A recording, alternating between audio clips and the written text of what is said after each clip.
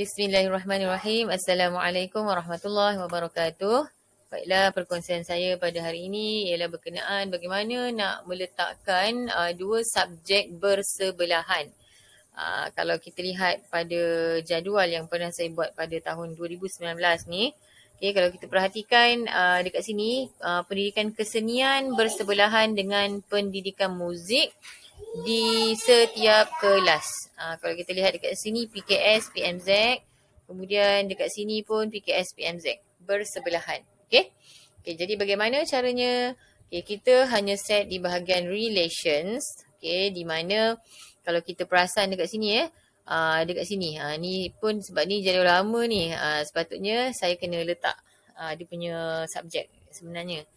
Ni pun tak tahulah macam mana boleh hilang ni. Okey, jadi cara dia okey macam mana? Kita add dulu, kita add dahulu subjek tersebut. Contohnya macam PKS dan pendidikan muzik tadi kan. Okey, macam ni. So, kita dah pilih dua subjek yang kita nak letak bersebelahan, kemudian tekan OK. Kemudian kita kalau misal kata kita nak semua tahun dari tahun 1 hingga tahun 6 pilihan dia punya setting dia macam ni, so kita pilih all lah. Tapi andai kata kita nak pilih untuk subjek untuk kelas tertentu sahaja, so kita pilih change classes. Mungkin kita nak tahun 1 sahaja ke ataupun tahun 2 sahaja ke. Okey.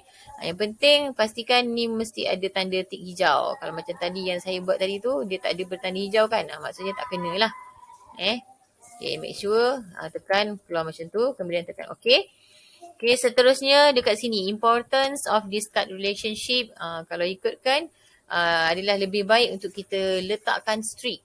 Supaya bila kita jana tu, dia akan ikut seperti apa yang kita tetapkan.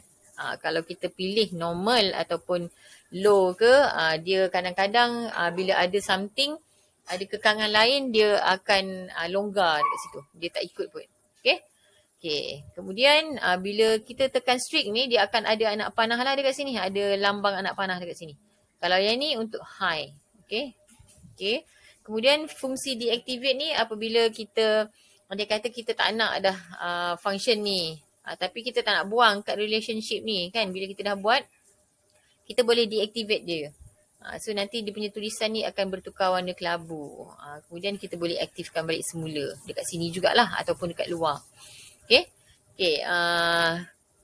Okay, dekat sini, yang nombor 3 ni, kita pilih 2 subjects must follow. Yang dekat 1, 2, 3, 4, 5. Dekat nombor 5 ni kan. 2 subjects must follow, sama ada kita nak letak dia in specified order. In specified order ni maksudnya kalau misal kata macam saya tadi, saya letak PKS kat depan. Ni ada tanda right kan. Jadi semua kelas tu PKS akan berada di hadapan. Kemudian andai katalah kalau cikgu tak nak PKS ni depan, cikgu nak muzik yang berada di kat depan, so cikgu boleh tekan switch order je. So dia akan tukarlah kedudukan je nanti. Okay.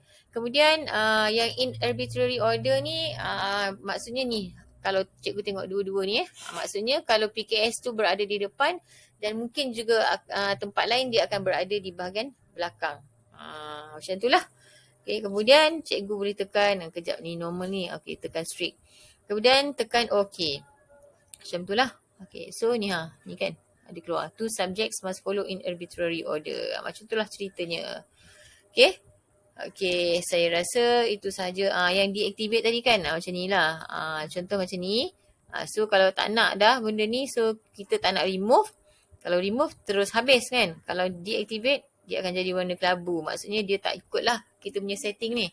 So kalau nak aktifkan balik, kita boleh tekan make active. Jadi dia adalah. Okay. Okay, yang ni untuk remove. Okay, so saya remove kan. Okay, jangan lupa tekan OK. Okay, itu sahaja perkongsian saya pada hari ini. Selamat mencuba. Okay, bye. Assalamualaikum.